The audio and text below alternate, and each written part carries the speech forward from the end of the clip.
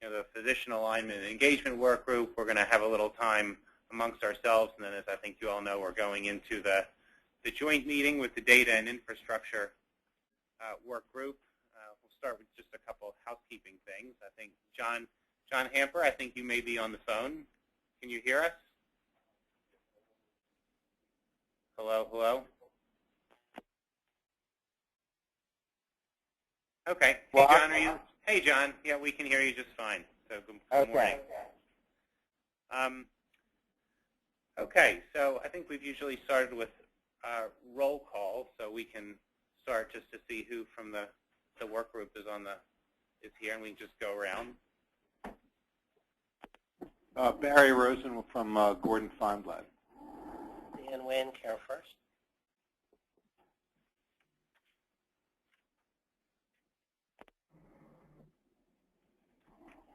Marlene Riley, Tufts University, representing Rehab Services. Orly Panich, Emergency Physician with MEP. And Bill Chester filling in for Ron Paravan, First Colonies Anesthesia. Scott Inner, South Memorial Hospital. I think David is coming a little late, but I know he is coming. Dr. Vinu Ganti, internist in private practice. Rich Zummel, pathologist from Cecil County, Union Hospital. Laura Herrera, DHMH. Nicole Stallings, Maryland Hospital Association. Betsy Carrier, Maryland Women's Coalition for Health Reform. Charlie Royland, Johns Hopkins Medicine. Shure Chilukolo, Health Services Costa Rica Commission. Okay, and are there any other committee members on the phone? I think not. Okay, just continuing with a couple housekeeping things before we get started. I mentioned last time that today we'll have a chance to discuss the two primary topics we've been talking about related to our May report, which are the current payment models in effect.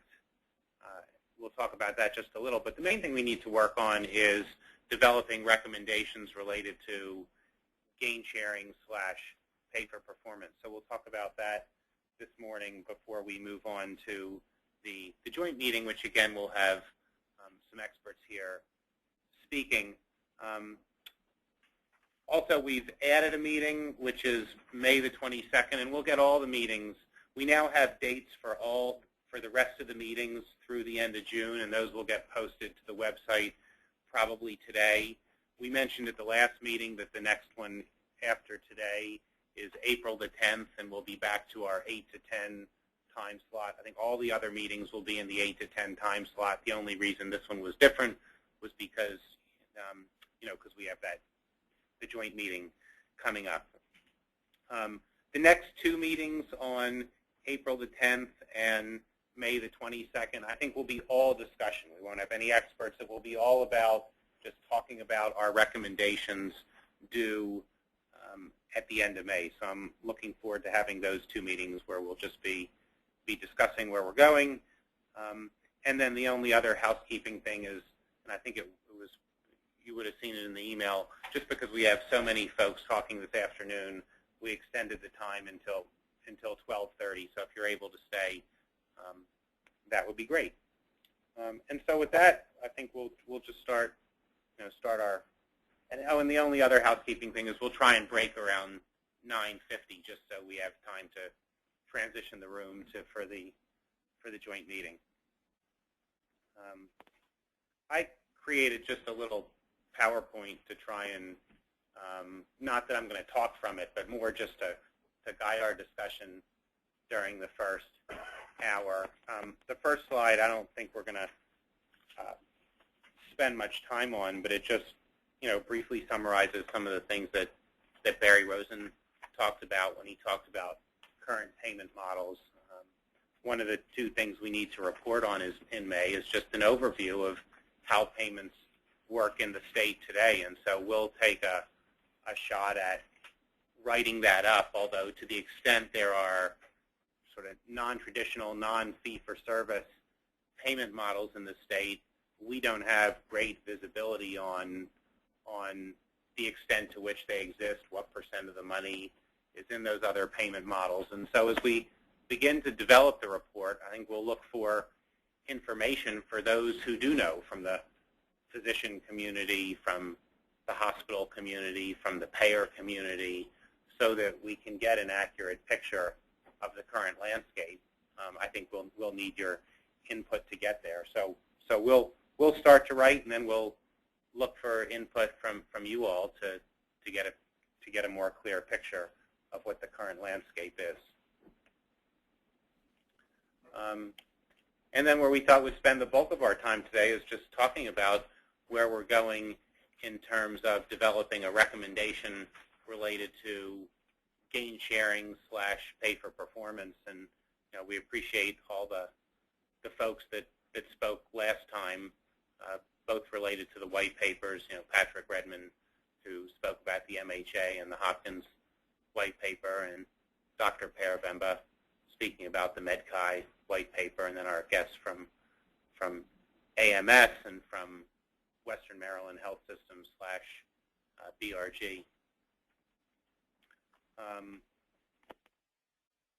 I guess very broadly, when I think about the different models we've spoken about, I think of gain sharing as focus on price, if you will.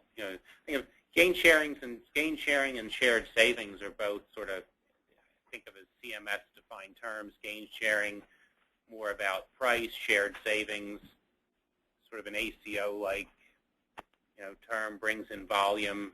And then we've heard about pay for performance, which also brings in volume, but doesn't, depending on how it's structured, doesn't necessarily need CMS approval.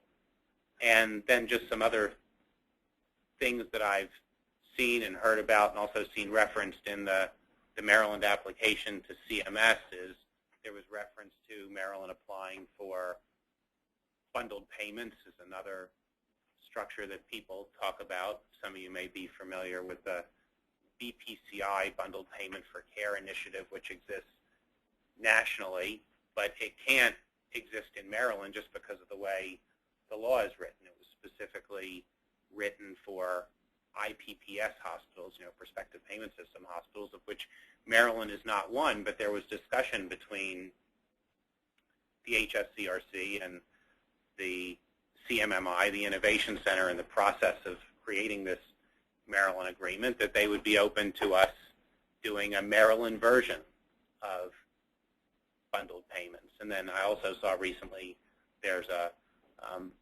specialty episodes of care request out from CMS. It's sort of in the same zone as bundled payments, episodes for specialty care. But I think of those two things as kind of tools that maybe fall underneath shared savings or pay for performance, which in a sense are broader and more population-based, and whereas BPCI and episodes of care get more at episodes that can help you control the overall population-based costs.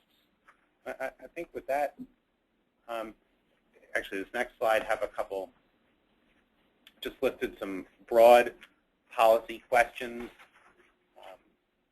Can the different models be used in tandem? How flexible are the models? To what extent do they allow differences by hospital, by physician, physician type? It might be that in one county or one hospital or health system, one area, differs by physician based on what you're doing. Some physicians treat things that are more episode, and I'm just thinking off the top of my head, some physicians treat things that are more episode-based. Some physicians treat things that are more ongoing, sort of chronic diseases versus acute problems. Just the question, what are we generally trying to encourage, and to what extent might the models we create work with existing programs that are out there, such as primary care medical homes? I'm sure there's other key questions.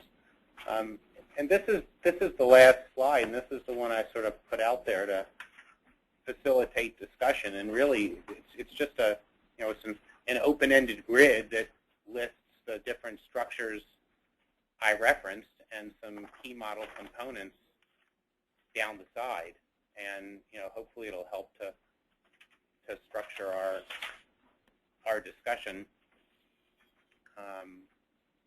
Maybe I'll. Rob, maybe I could. I'm interested in what. Do you think that this committee is successful if it makes recommendations to the commission? I'm trying to think of what does the success story of our group look like? Is it that we have made recommendations to the commission about how to improve the climate in which the many physician groups and hospitals operate in? So, for example, we could recommend, let's, in Maryland, encourage the creation of a similar model as we saw in New Jersey. Yep. Is that, because I think the organizations are going to kind of work as they do, and physician groups will kind of work within a climate that's established. And is it our idea to make recommendations that would change the working climate? Is that the concept? Absolutely, and I think more specifically, it's that to create the climate at a statewide level, that you as a group could say, we think, we recognize these things are out there, and hospitals can do them hospital by hospital, physician group by physician group, but here the state of Maryland has signed this agreement with CMMI, and so maybe we should go back to CMMI as the state under the auspices of the HSCRC to say, we want a shared savings, virtual ACO type model brought to you by the commission that we can oversee at the state level, and we know that within it we have the flexibility to do these things, and different hospitals might be able to plug in and do things a little different, but we know we have this general structure that we've created that that we can work out with CMS on a statewide level. I think, is that? Yeah, no, because I could imagine, I would just put out for discussion then, I was intrigued by both the New Jersey model as well as what our colleagues at Western Maryland had done. And they fit, in my opinion, well together. They were not mutually exclusive. Absolutely. They were workable concepts that it seems to me we would like to see the organizations and physician groups in this state build on to decrease the cost, improve the quality of the inpatient care, and manage longitudinally populations, whether they were disease-focused or kind of high utilizer-focused. Those felt like concepts worth building on to me. And I would invite others to weigh in. No, that's why they were here. and I would agree with everything you just said. Would you want to first identify some principles that were common, that are attractive, rather than sort of diving into the names of some of the different approaches? Sure, absolutely. Yeah, and I was actually careful, just so you know. It's funny, when I created the grid, I did at first put, AMS model, Western Maryland Health System model, and then I looked at it and I thought, no, maybe they really each fit within, one was pay for performance, gain sharing, shared savings. I did, rather than calling them by who they were, call them by the structure. But no, I think that's great. Do you have particular ideas in terms of principles? Or?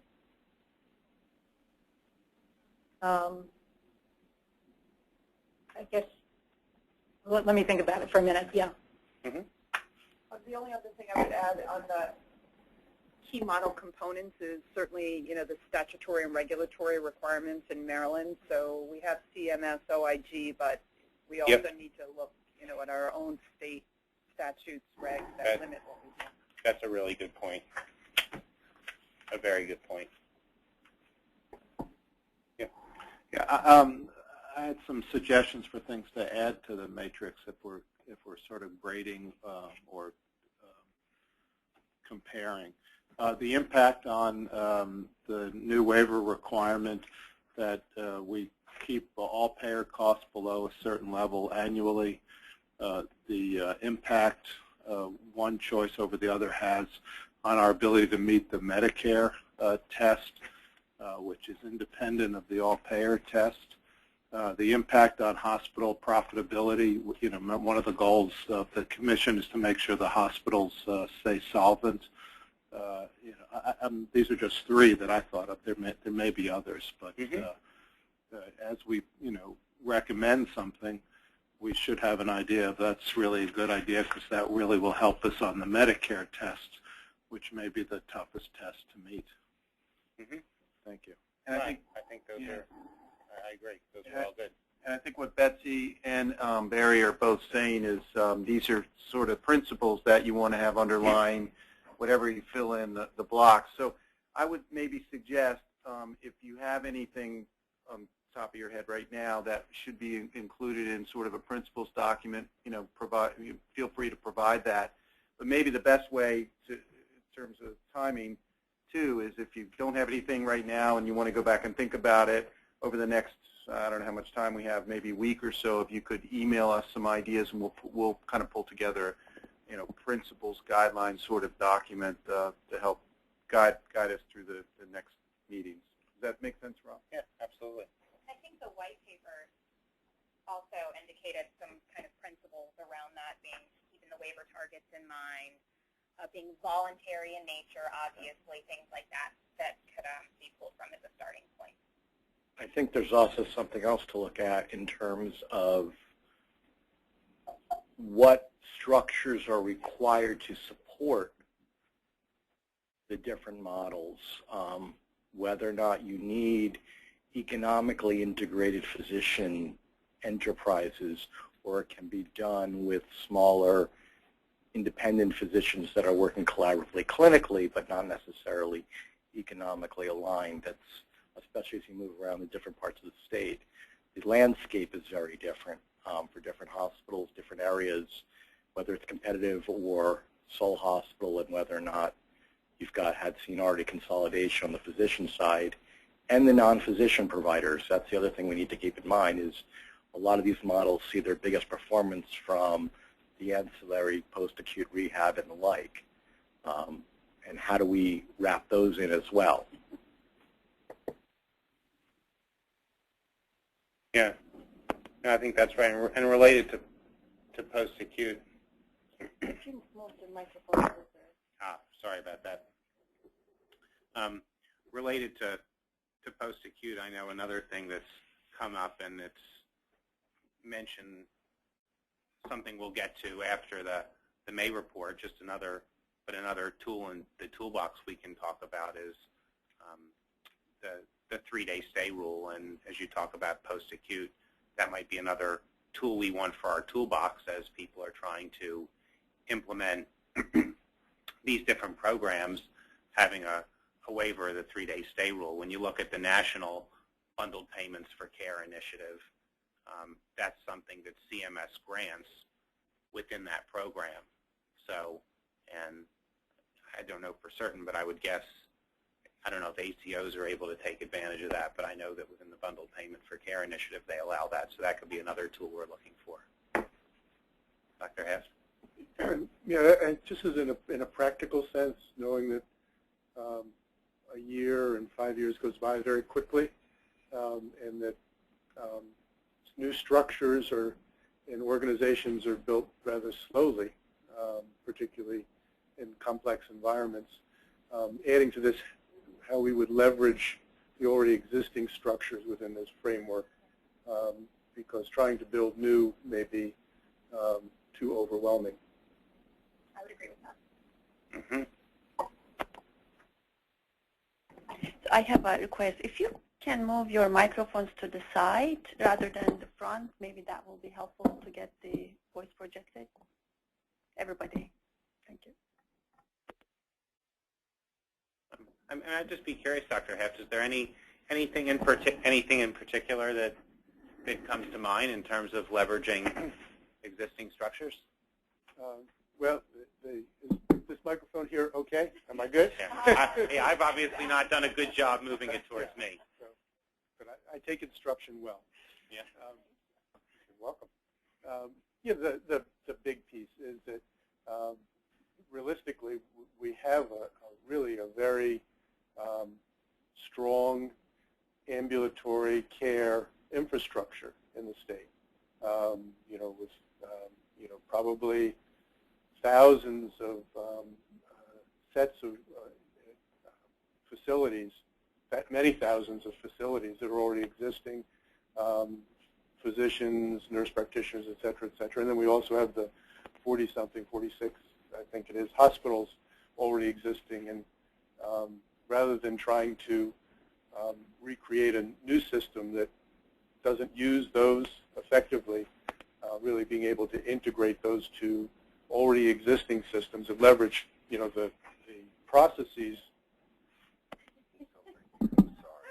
Is that better? Yeah, they're having a hard time hearing in the back. All right, leverage the processes, leverage that by using the new processes and pieces to what's already existing. And it was something that just struck me as I looked at the presentations that we'll see later today, that they were, we're talking about things that are strongly ambulatory, they're talking about things that are strongly hospital-based, but there really wasn't an integration sense of between those things. So I think it's just so much to do in so short a time that, if we can focus on how well these things fit into the existing structures without blowing them up and trying to recreate something again, it would be more likely to be successful. Mm-hmm. And just to build on that, as we think about these, different payment arrangements, just to even understand where we are now. I mean, we now have 15 ACOs. We have, the multi-payer medical home. We have one very large single payer with two more single payers coming online. And so they all have different arrangements as part of participating in these initiatives. And so how will whatever we recommend compete or not with these arrangements that exist now? Yeah. And even when we've tried sitting down and mapping, where are the ACOs and who are they serving, who's part of the PCMH, multi-payer or single payer, we can't even like map it to get like a comprehensive view of where providers are participating in an initiative, whatever that initiative is. So. Yeah, no, Laura, that's helpful. Obviously, brings back something that's come up at prior meetings, which is we want to create, useful incentives, but consistent incentives. We don't want to make it too complicated. So knowing what's out there would be helpful. People jumping from one system to something else because they think the gain sharing or the incentive is even better someplace else. So, how do you do that? Recognizing that at the end of the day, we're serving patients, and what are the implications for the patients in all of this as providers participate in these different pay-for-performance or gain-sharing initiatives. So. Yes. Right, not like you're switching your cable company whenever they have a better deal. Right. Right. So I just want to ask a question. I think I heard you say that in the bundle payment demos that you did see waivers for the 3-stay rule. Yes, that's absolutely true. And the question is then if any of the ACOs were also able to have that same, and I think that's something that the hospital field would be very interested in seeing wrapped up, and if it could be built into this, I think that would be ideal. I don't know, Charlie, if you know about your brand new ACO that's coming online with Hopkins, anything about the 3-stay rule? I don't, and I actually would like to understand it better. I don't sitting here now. Okay, so if that's something that staff can look into, or if it's something you want us to look into, I think it's an important thing to understand and bring to the next meeting. The nature of those waivers. Yeah. Yeah, it would be good to look into that. As I was talking, as I said, I know they could grant waivers within the BPCI program, and I didn't know. I was sort of thinking off the top of my head. It would seem likely to do it in ACOs, but I have no idea if they do. I do know that it's been discussed in the discussions between the HSCRC and the Innovation Center, so it's certainly a tool for which we should look, knowing that there's precedent, at least in BPCI. So whether we go, no matter what model we go down, I would think that should be on the list as a sort of a sub-tool that we would want to pursue. Dr. Nguyen? Just an observation. I think a lot of the incentives we have now are more focused on primary care. And, how do we engage cardiac surgeons, orthopedists, neurosurgeons, where I think more of the bigger dollars are for hospitals. And I haven't heard us to really talk a lot about that because if they're not engaged, it's not going to work as well. Yeah, no, that's a good point, and it's something we've clearly talked about. I know, thinking back to the Western Maryland health system model, that model was largely built around high utilizers, the big Medicare chronic diseases, and I don't know exactly what they've done, but I know that, in the past, the company that I was involved with, I mean, we specifically targeted Medicare beneficiaries with diabetes, heart failure, COPD, and ESRD, and it would seem a logical link to try and build in pay-for-performance mechanisms related to cardiologists, endocrinologists, nephrologists, the folks that treat those types of patients. Prostate surgery, bypass graft surgery, unnecessary back fusions. There's a lot of borderline utilization there. Yeah, no, and I would think, on the one hand, we're talking about structures. On the other hand, we also should have a vision of looking for where the big opportunities are, and making the using the structure to make it work for those specific opportunities. So, pay-for-performance mechanisms related to, you go right through and say, what are the clinical opportunities? And I think that's the type of flexibility we'd be looking for with CMS. I mean, they'll want to have a fair amount of specificity up front, but we would give them examples and say whether it's things with the back or things with these chronic diseases, these are the types of quality indicators we'll want under the pay-for-performance structure or under a gain-sharing structure. Maybe it's more population-based costs for these particular issues.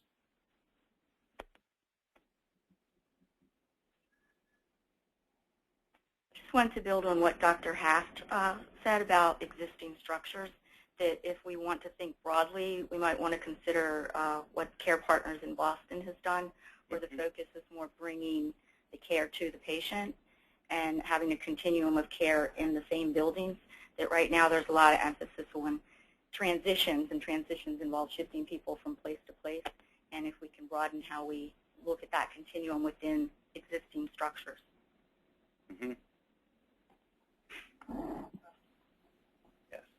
And also, just to build on what Dr. Nguyen was saying, we've also, as part of the work under the Quality and Cost Council, been working on value-based insurance design. And so as we think about this gain-sharing and pay-for-performance issue, if those things that we decide can be for high-value services, so we're not incenting things or procedures that we don't want to happen anymore, whether it's based on choosing wisely or some other criteria. All the medical societies are making recommendations of what are low-value services so that those specialists can engage in discussions with their patients about those low-value services. But as we think about what gain-sharing and pay-for-performance looks like, if it's certainly centered around high-value services, so we're not creating incentives for behaviors we don't want in the system anymore.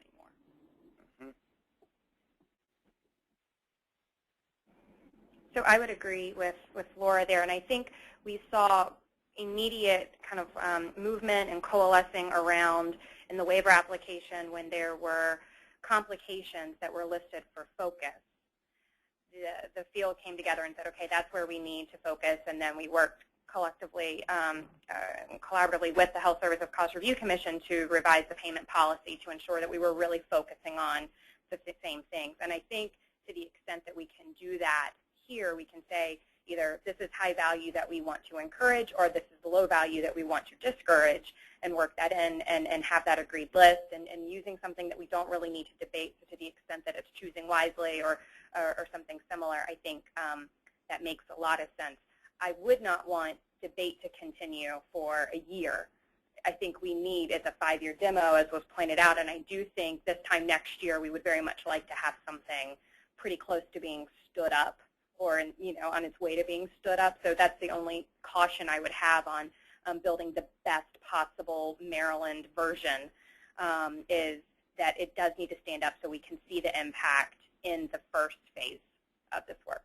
Yeah, no, absolutely. In terms of timing, and we can, timing is one of the things on the grid, and I think we've talked about it offline. I mean, to the extent that what we're doing needs any, and some of you will know the timing requirements much better than I, but if it's something that needs Maryland approval, that means we're probably talking about next year's legislative session, which means we need to have it put together in time to get it. September. Yeah. Yeah. If it's for next legislative session, right. September would be the date that we need to start working. Yeah, so that's why we would, our recommendation is due in May, and that, all ties in. We should be moving right along, and we can be under development, and also to the extent that there's some things, the pay-for-performance piece, to the extent that there's things that don't need approval, maybe you can get going on some pieces. And, I mean, obviously there's things happening in the state already, so some things it seems that you can do without getting approval or waivers, and then, we could evolve it with things that do need, whether it's state or federal approval or waivers. But, yeah, I'd like to think that we'll be standing things up relatively quickly. That's absolutely the goal. Just in terms of putting together the puzzle, Dr. Herrera mentioned the choosing wisely, but I think for some of the payers like Medicaid, there's some barriers to getting patients the right care because of physician compensation, so putting that into the mix as well. Barry? One of the reasons that a lot of the initiatives that are going on now and that are successful are aimed at primary care docs are because you can take money from non-primary care docs, ancillaries in the hospitals, and give them to the primary care docs. That if the people are more well, right, then there are less services and less money being paid to ancillaries or the facilities, so there is a pot that's then created that can be shifted to the primaries. One of the reasons you don't see initiatives aimed at specialists, the hips and the hearts, is because the question is, where do you get the money from? Their incentive is to do more hips and hearts, and not doing hips and hearts doesn't get them anything extra. So if you give someone a $5 bonus, but to get the $5 bonus they have to lose $100, it's not easy to get them to do it. Curiously, however, the TPR and GBR systems that the HSCRC is implementing has created a pot of money. And unfortunately, that pot of money is the hospitals. In other words, if they lower their utilization, they don't lower their revenue anymore because the revenue is fixed. So in fact, if utilization goes down and their costs are somewhat variable, they should have a pot of money to share with specialists, which are hips and hearts. And so one of the things we could think about is creating gain sharing between the specialists and the hospitals, that if our utilization goes down, therefore our expenses go down, but our revenue stays the same, the hospitals actually have some money to share with the specialists, which isn't the situation anywhere else in the country.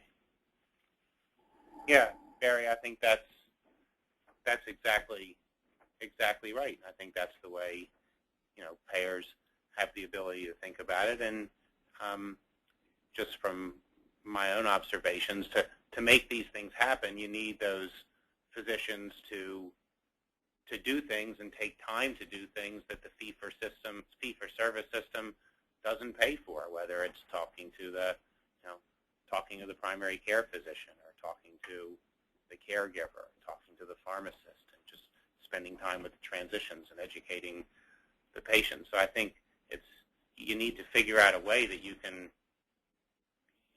change the way the money flows and pay them for things other than fee-for-service, because it does take their time, but they don't want their their revenues to fall just because they're busy doing other things. So in my mind, this is a way to compensate them for things that the fee-for-service system doesn't pay for, but is necessary to be done. Bill Chester, I'd like to just make a comment. I am one of those receiving end, high-end specialty anesthesia. And the thing is that we can work within a low-volume situation. What we really need is efficiency. And if we can work efficiency into these models, you can keep the revenue stream low and the income relatively high. And that's where we've made some inroads, I think, with Blue Cross. Dr. Nguyen and Paravemba and I met a few months ago. And in fact, Dr. Herrera, we've had some conversations about, at least discussions about a surgical home, which would be a parallel to a medical home. The idea being that we can bring in efficiencies to these high-end procedures that you may not even see, that we see. We're the only ones. We can be driving some of the inefficiency, or we can be driving efficiency. And whatever model comes out of this, I'd really like to put on the table something that Dr. Paravemba has already brought up, these integrated practice units, but also working individually with payers and collaboratively with other physicians to try and decrease some of the waste in the system and decrease the amount of downtime when we're not getting procedures done. That keeps us all aligned.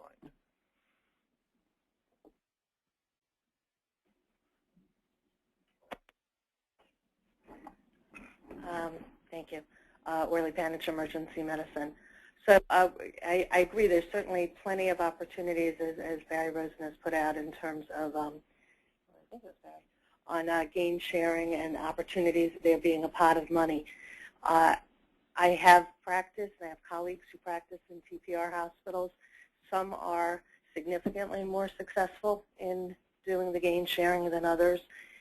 And I think some of it ultimately revolves around the hospital's willingness to participate in that gain sharing. And so as it stands right now, it seems fairly voluntary for a hospital to decide if they want to trickle their money down to hospital-based physicians and how much collaboration there wants to be. And I imagine in a mature system this will all work its way out when it becomes clear that collaboration is certainly worthwhile on all ends, but if perhaps there was some more incentive for the hospitals to participate, that would work well. And actually, along those lines, we're working with our emergency physicians on a triage out program, basically voluntary for the patients to get them out. But we're also getting feedback from the HSCRC that if we do this, putting the patients in the right place at the right time, and trying to educate the populace, they're going to hit the TPR cap because we're reducing services. So a lot of that pot of money is there now, but not if moving the patients out to better placement, more efficient gain sharing actually reduces the pot that's there. That's something that's going to be important as well.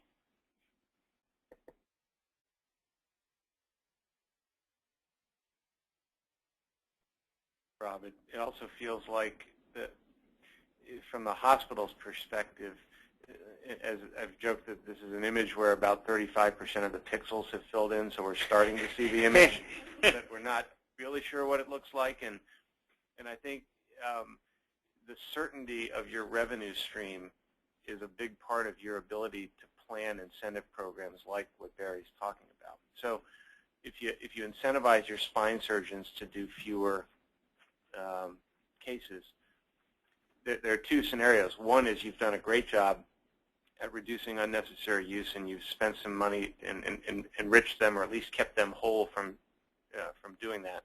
The other scenario is you are perceived in the next 18 months as having lost market share, and the pot that you had to pay them just went away and then some.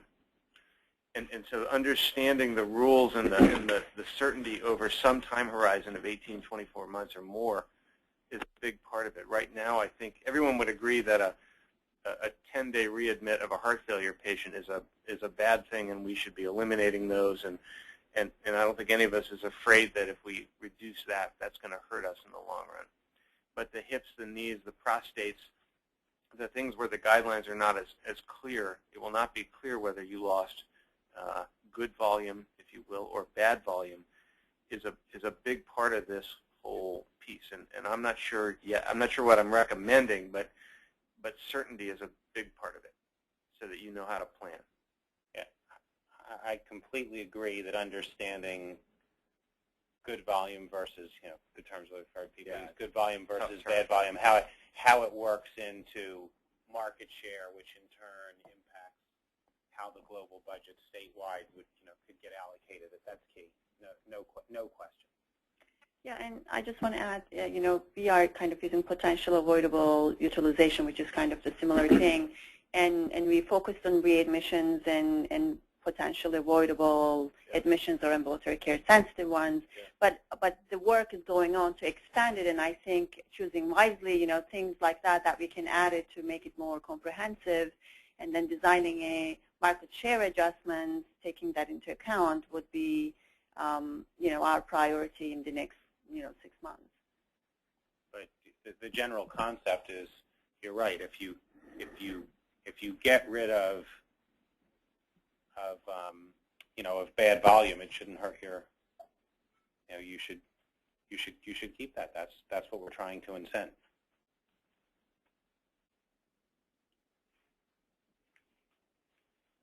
Marlene, yeah. I just want to ask if you're looking at a way to take out planned readmissions, because right now I think all readmissions are counted. From my understanding that there are a percentage of planned readmissions. Is that going to be factored out? No, go ahead. Sorry. So the statewide target is accrued target, which includes the planned readmissions. But when we do a hospital-specific measurement and target, the plans are excluded. And we are using CMS definitions, which seem to be comprehensive at this point. But under the global budgets, of course, all admissions matter. All admissions, all readmissions. There's one question of how it impacts our readmission test, but then there's also just the question of how does it impact your global budget? Which group is focusing on the renewal of the global budget, or TPR? In other words, when you're up for renewal, either annually or every 3 years, does your global budget change or it doesn't change? So I assume one of the groups, or maybe staff, is working on that. But which group is it? The payment models work group. So we'll hear what they're coming up with. I absolutely agree. There needs to be some expectation as to what happens, and is there a something akin to the volume adjustment or not? When you come around to it, because my sense at the TPR hospitals, who have now gone through some updates, is that it's sort of ad hoc. It's if the commission noticed something, some bleed out of volume to an outpatient, or somebody closed their OB. In other words, if the HSCRC noticed something, then there was a change to the TPR budget. But if they didn't notice it, it just sort of got renewed. So I just think it would be helpful for us to know what's going on in the other group. Yeah, and in the new GBR contracts, global budget contracts, hospitals are obligated to report those kind of closures to HSCRC. And payment work group is concentrating on July 1st update, kind of how we are going to update, but at the same time, they're going to be looking at how we're going to do market share adjustments and what are the scenarios where you may adjust the global cap. And one of it is, the shift, a big shift or closure of certain units. Yeah, but I think some of the things that were mentioned are more subtle than that. It's not shifts. There really is less prostate procedures or less back, spine procedures and so on. I think a lot of that gets captured in the movement towards usage rates and utilization rates, not at the hospital but across the population, which of course adds more complication to what we're doing, because then we're not just looking at the patients we're dealing with and controlling their conditions, but the patients we're not seeing now and aren't seeing anyone whose potentially chronic diseases are running amok because they're not in the system, and who is putting forward the money to do the outreach to get those patients, because no payers covering them now, or they're not active at least. So they're not incurring costs, or they're on no one's radar screen because they're not even in our EMR system. So, what are we doing and how can we do that type of outreach? It's something we're starting to look at as population health tools, and no one in the country is doing a good job of it.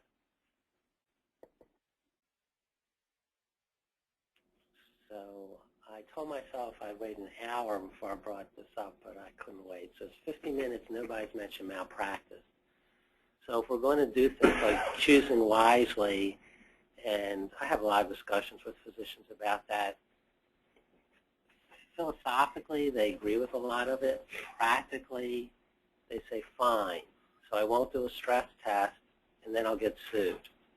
So whether they're, I think they're over perceiving the risk, but it's a perception as reality. So if we're really serious about this, we have to address the malpractice issue. That one, I don't know if that's on our... If we're really serious about this. Yeah.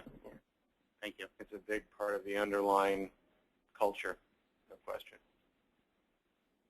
So, I agree. Liability issues drive a lot of behaviors. The number that's been attached to that is somewhere around 10%. That's what my risk people tell us, that's the defensive medicine proportion, which is obviously a big proportion. The other thing I really have a hard time, and perhaps the Dr. Wynn or the other folks in the payer world can help me on this, and that's how in either a hospital-owned physician or a private practice physician, neurosurgeon who does back surgeries, how you get them to change that behavior when it's driven by referrals and it's well entrenched, and even if there's a small pot of money that the hospitals can put in their lap, what does that do to change their actual behavior day to day that makes the number of back surgeries less than what it is now? I think that happens more at the consumer level than it happens at the person who is actually presented with a consumer who says, I have back pain, and they say, this is what I do. It may be driven in part by a question, if I don't do this now, I've always done it before, I don't do it, have I been lying to myself and I've been doing the wrong things, which no one believes they do? Or if I don't do this, does it create a potential liability because I used to do this, and someone could say, you used to do this in this circumstance and now you don't, but you get paid for not doing it, which is a red flag. I think that really the difference is here, what we're going to do, if we're going to be successful, goes back to really engaging the consumer really much more easily and appropriately and long-term fix than it does changing the behavior of someone who's been doing something for a long time. I don't think we'll come up with a big enough incentive to make that behavior change, honestly. Thank you. We're going to we'll make one comment, and then David, and then we're going to have to stop for the transition to the next meeting. So I have one specific question about gain sharing and pay-for-performance models. Is there a thinking that these approaches span health systems, or they're specific to hospitals within the system? So could hospitals have one model that if the program isn't successful at hospital A, hospital B also feels the pain or the benefit thereof, or are we thinking it's specific, these models, to each hospital within the system? My gut is that it would be, I'll connect right back to where we started and to Charlie's comment at the beginning that both the shared savings / gain sharing and pay for performance models could look good. They could both be done in combination. And in follow-up to that, I mentioned that I think the vision is that the HSCRC is, the question is, could we go to CMS and get a box? And the box could be applied somewhat more flexibly throughout the state. And that would mean that if a system wants to do it system-wide, that's okay. But if they want to do, the same way two hospitals that aren't part of the same system could do things a little differently, a health system might have the ability to do different things at different hospitals. I mean, as I said before, I think one way to think about this is where's the clinical opportunity? And we're talking about models. On the other hand, we say, I think this is where's the clinical opportunities? Now we need to create the boxes and the tools within the boxes that enable us to go after those clinical opportunities, and they could be different at different hospitals and different at different hospitals throughout a system, I would think. Does that answer that? Is that what you're asking? Can I ask a procedural question? At the next meeting, will we have a report to react to, or are you thinking the May meeting we'll see recommendations and we'll be reacting then? My gut was the May meeting. I think we need the next meeting to continue to talk through what it is we're going to write up. That's my gut, but we'll talk. Yeah, so we have 2 more meetings just to discuss this. I would think the next meeting will be more just helping us think about what the report might look like, or if we talk offline and think we know enough to start to write something, we will. Maybe we'll start to build an outline. I had 2 comments or questions in regard to the last 2 other comments. Is the Gainsharing system-wide or hospital-specific? So far, there's been a little secrecy around all the GBR agreements. In other words, nobody knows what the GBR agreements are. Are they system-wide, or is the HSCRC imposing global budgets on hospital by hospital? In other words, when the system comes in, if they've wanted a global budget for the system, do they get it? Or is the HSCRC saying, no, we're going to give a global budget hospital by hospital, which would be a normal reaction given how we set rates. But you could be doing global budget system, and therefore you could be doing Gainsharing system-wide. But so far it's secret. In other words, nobody knows what the GBR agreements say.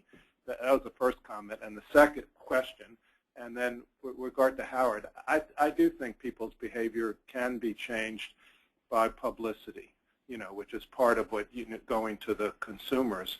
And one of the things the HSCRC can do is collect data and publish the data and rank people, and say you go to these surgeons or this facility, and you have a very high likelihood that you're going to get cut. And if you go to these facilities or these surgeons, you have a much lower likelihood that you're going to get cut. And it engages the consumer, and the HSCRC has the power to collect data and provide that information, which could be powerful. I'm sorry, I did it backwards. What's the answer to my GBR question? I'm going to quickly answer it, and then we really have to wrap up. The GBR agreements are going to be posted since we are still negotiating. As you know, we can't release the agreements as we sign. But some of the negotiations has been on a system-wide basis. So if a system interested in a system cap, we did that. And in the commission meetings especially, we are releasing information about the status of the GBRs, how many hospitals signed agreements, what % is under global budget. And in April, I think we'll have more detail to come. I'm really sorry, but we really have to wrap up because we have a lot to do to get the room going. Everybody knows this except me, so I just want to. So is there an advantage to the system? You mentioned ARMS. So let's say something relatively simple, routine deliveries. There's an advantage to this system instead of those deliveries being done at University of Maryland downtown. If they're all done at, let's say, St. Joe's, which is part of ARMS now, is there an advantage to the system because it's less expensive to do it at St. Joe's? If they do it negotiations that way, yep, set it up that way. All right. Okay.